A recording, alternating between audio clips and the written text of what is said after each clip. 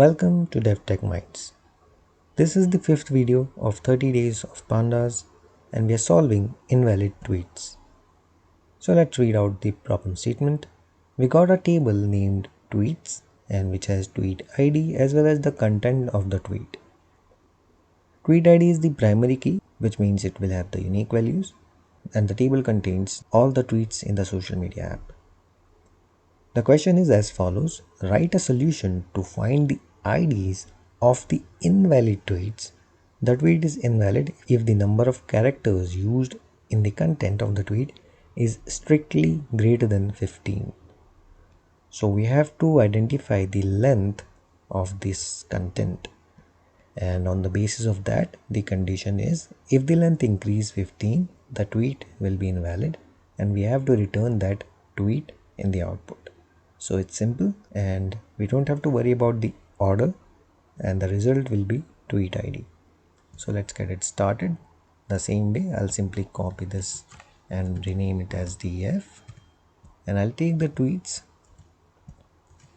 Now from the tweet I want the length of the tweet. So in Python we have the function str.len. So .len function will help us identify the length of that particular string. So I'll simply take tweets, and from tweets I'll take the content. So I'll copy content and paste it in here. Now I want its length, so I'll simply use .str.len and that will give me the length. Now if it is greater than 15, now let me check if it is greater than or equal to. So strictly greater than 15, right? So greater than 15 or greater than equal to, so that will work. So I'm getting all the data points in which the content has length of content greater than 15. Right, now we can return. Now we need to return the only the IDs. So let me just gather the IDs, that is the tweet ID. Alright, do we have to change the name? No, we don't have to change anything else. Let's just simply try and run it.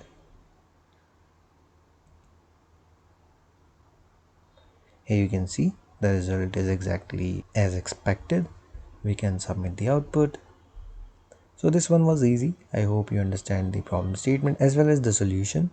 So that's all in this video. I'll see you in the next one.